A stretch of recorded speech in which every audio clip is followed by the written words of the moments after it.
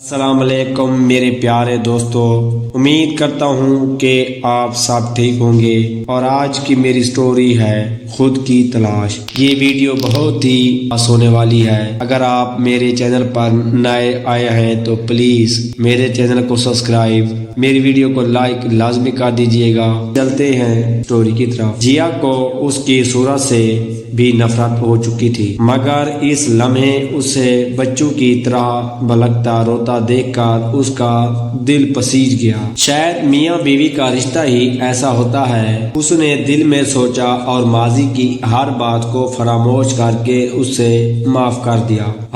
اس سے زیادہ گھٹیا اور کمزور انتقام ہو ہی نہیں سکتا تھا۔ یہ فساد نگار آخر اتنے بیوقوف کیوں ہوتے ہیں؟ فاطمہ نے افسانہ ختم کرتے ہی تبصرہ کیا۔ کیوں بھائی، اب کون سا افسانہ برا لگ گیا جناب کو؟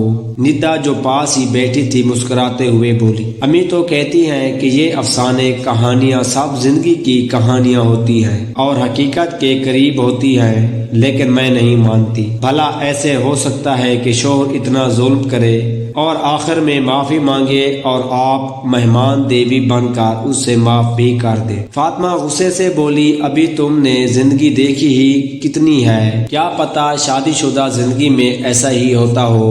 ندا نے نرمی سے کہا، توبہ توبہ، باز آئی میں ایسی شادی سے۔ فاطمہ نے کانوں کو ہاتھ لگاتے ہوئے کہا، چپ کر جاؤ، مت بولا کرو اتنا فالتو، اللہ نہ کرے ایسا وقت آئے۔ ندا جو فاطمہ سے صرف 1 سال بڑی تھی، اسے ڈراتے ہوئے بولی۔ فاطمہ ڈر کے مارے ایک بار پھر کان پکڑ کر خاموش ہو گئی۔ ہیرا نے لکھتے لکھتے قلم ہاتھ سے رکھ دیا۔ وہی پرانی کہانی، اب کیا آگے یہ لکھوں کہ فاطمہ کے ساتھ بھی یہی ہوا؟ نہیں، کچھ اور سوچنا پڑے گا۔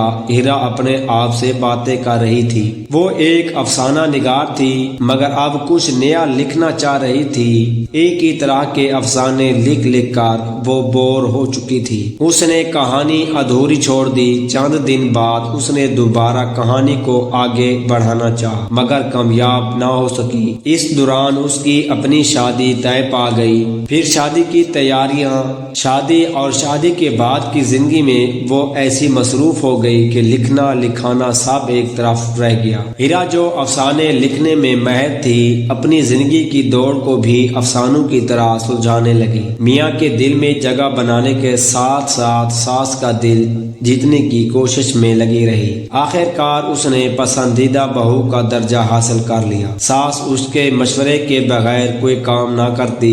نندے دیوا سب اس کے گن گانے لگے۔ وقت گزرتا گیا اور ہیرا کو پتہ ہی نہ چلا۔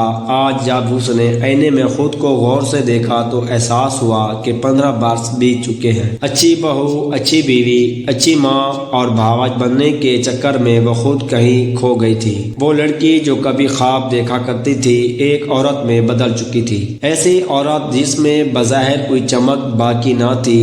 آئینے میں نظر آنے والی یہ عورت کون تھی؟ یہ ہیرا تو نہیں ہو سکتی، نہیں یہ میں نہیں ہو سکتی۔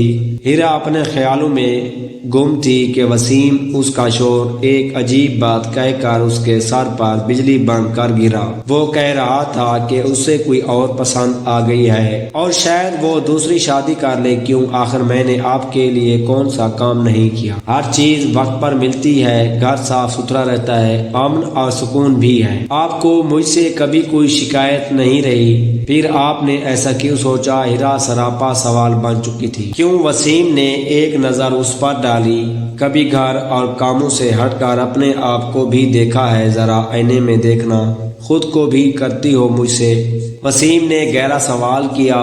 ہیرا آئینے میں خود کو دیکھ کر حیران تھی۔ یہ بے ڈھنگا سراپا، جگہ جگہ جھانکتے سفید بال، بے رنگ چہرہ، یہ میں ہوں؟ اس نے دوبارہ اپنے آپ سے پوچھا۔ کیا کرتی تھی تمہاری ہیروئن افسانہ نگار صاحبہ؟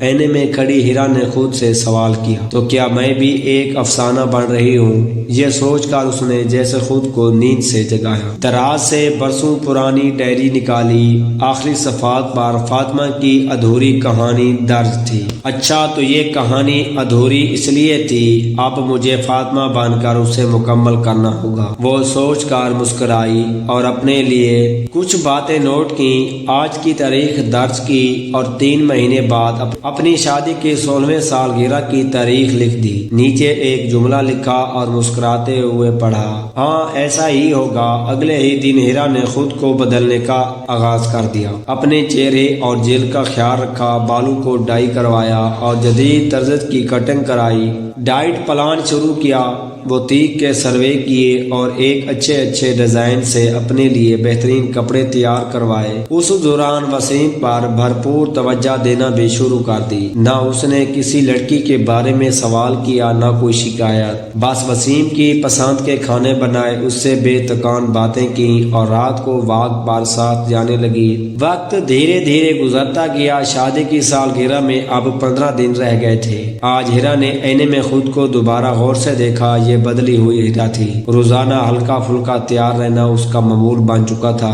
آج بھی وہ دونوں واک پر گئے ہوئے تھے۔ وسیم کافی الجھا ہوا تھا، وہ سوچ رہا تھا کہ اب کیا کرے۔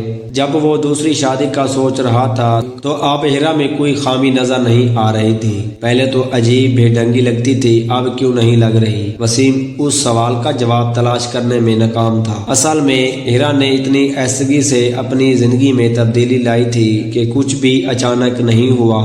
یہی بات وسیم کے لیے حیرانی کا باعث تھی۔ 2-3 دن بعد ہماری شادی کی سالگرہ ہے، میں سوچ رہی ہوں کہ اس بار سب کو بلا لوں، آپ بھی جیسا چاہیں انوائٹ کر لیں، ہیرا نے کہا۔ جس سے دل چاہے، وسیم نے جیسے پر زور دیتے ہوئے پوچھا۔ اس پر ہیرا مسکرا کر بولی، جی جس کو بھی۔ وسیم نے دوستوں کے ساتھ ساتھ جہنم کو بھی بلا لیا، اچھا ہے وہ سمجھ لے گی کہ میں دوسری شادی کا کیوں سوچ رہا ہوں، وسیم نے دل میں سوچا۔